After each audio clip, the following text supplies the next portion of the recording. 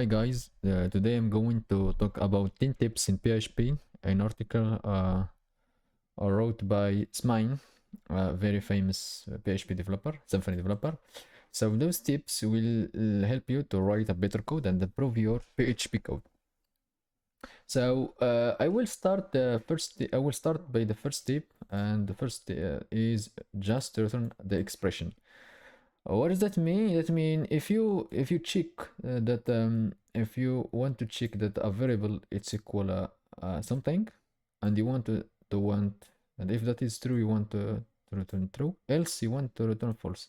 So instead of write this 4 lines, you can do just return the expression. So this will return a true if the variable foo equal 42, else it will return false.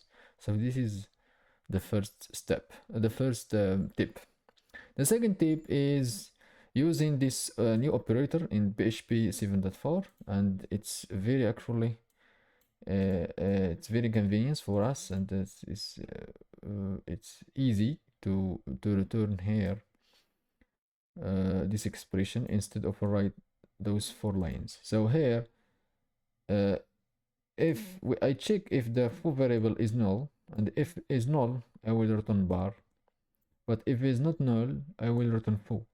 So this is can be just foo, this operator bar. So what does that mean? That means if foo is null, return bar, but if foo is true and is exist, return foo.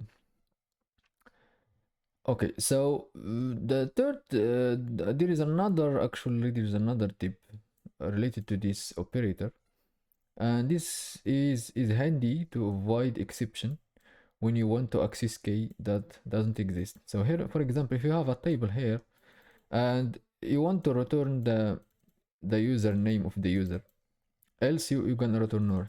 Here you can do this by those 4 lines here. So username equal null, and you will check if username exists in the array as a key, and if it exists I will here set the username to that value. But here with this new operator we can just do this, and this handle the exception for you. So if if username doesn't exist, you will directly return null and does not throw the exception. The 3 tips is avoid method exist if possible, and favors interfaces. So this is one of the most good practices. So good practices, use interfaces always.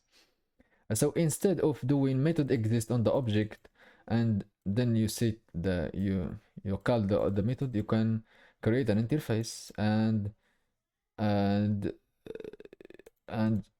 then you can then this object should be implement the interface, and here you can see if the object instance of the interface you can call the method. Actually this is very easy, and the big advantage of the interfaces in that we avoid typographical errors, and we have the advantages of the IDE like search and autocomplete. In addition, for the statement if method exists is strongly linked to the name of the method. With an interface we can rename the method in a safe way, and as it is an interface, the method set update can be in the trade and be reused without logic duplication. So as the author said, you have to you should use interfaces instead of using the method exist method in PHP. So the 4 tip is make the code expressive. What does it mean? That means we could, for example, in this example, we could even extract the statement in a dedicated method is loggable, which reduces the cognitive impact, and we immediately understand that the manipulated object is loggable. So here we have a class through service, and if this is loggable, and this loggable accept a object and return a boolean, and this return exactly check if the object is instance of loggable interface. And then if it's loggable, we call the method set update. So this is a way to, it's a very convenient way to check that an object instance of an interface, so you can call the method. The five here, we have five. The five tip is straight to the point. What does that mean? So here this user equal first name, and we set to the user variable the first name and mail, okay, and we return directly this user. But here, instead of do that in 2 lines, we can return this user that equal the same array. This is very simple. Initialize your helper once, okay? So here we have a foot transform class, and we have a private method, a private property access, and we have a function transform the transfer data, and here what we do access equal this get accessor, and in this accessor what we're gonna do is create property access. This return property access, and here we check if the property access is exist, and it's not null. If it's not null, we will return it, but if it null, we're gonna create a new property access. The seventh tip is unpacked an array. What does that mean?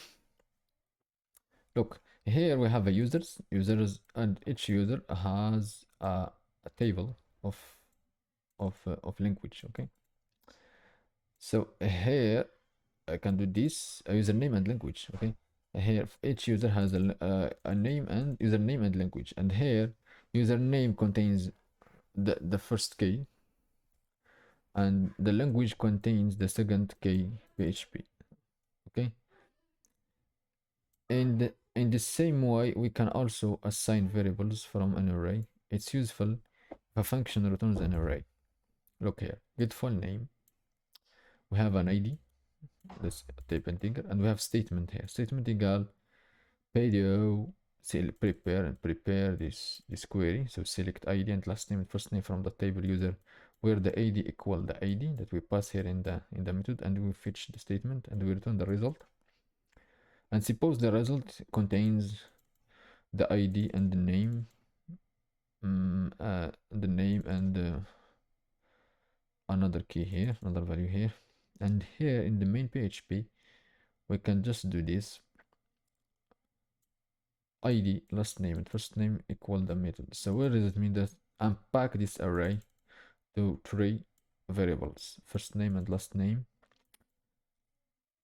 from this function that return an array. So this array is unpacked.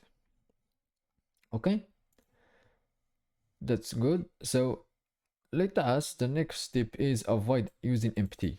Okay, so here this function is too generic. Use it can hide some potential bugs. You can refer to this article for some explanation. Why? Because empty, or that mean that mean the for array, for example, or for a variable, it's empty. That means is a string, but empty string with a length equal 0. If the variable equals 0, it return false, and it return false also if the variable equal false. So the empty is actually very generic. So it return true. Empty, it return true if the variable is an empty string, is equal a 0, and it's false if it is false. So you have to use another method. Use array case as discriminator.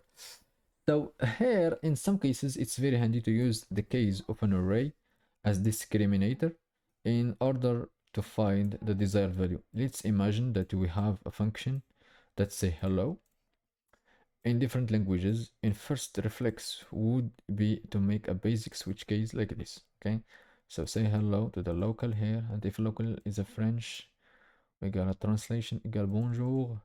If the the local is in English, we're gonna say good morning. And if the local is in Dutch, yeah, not in Dutch coin, in Germany, in Dutch, we're gonna this word I don't go de Morgan default. We're gonna say that there's no translation for the local.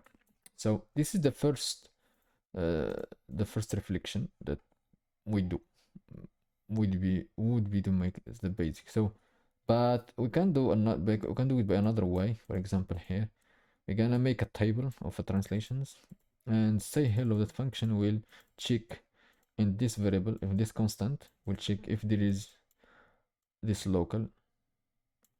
We pass the local here. So if it is in the list here, we're gonna return it. Else, we're gonna throw the runtime exception.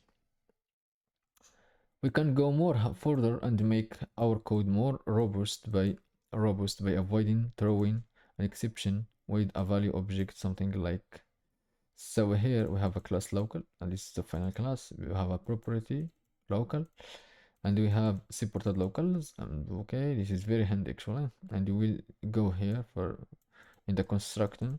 We're gonna check if the local is in this array. If not, I will throw the exception, and we get the value here. And the value is very simple actually.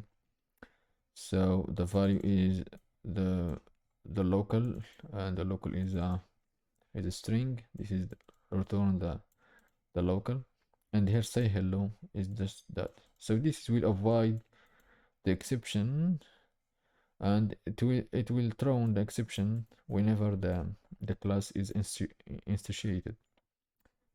This solution requires a little more code, but it's more robust and cleaner. We can reuse the locals object, and if we have a local that is not managed, the application will crash upstream. Therefore, quick done in the say hello method, and it's important to file fast in the case of an error. Is set and set var dump accept several parameters. So here, for example, if you want to check that the global get variable, if has the ID, the key ID and key limit, you can do it just in using just one method instead of using is set and is set multiple times. Call the method is set. So this is a valid code. So that's it for these 10 tips. There are more, and I will probably write more articles in this way. Follow me, yeah, and to not miss my next post. So follow this man. He wrote a beautiful articles, so it's beneficial articles. So I will follow him. I already clap to him. So thank you so much, and see you in the next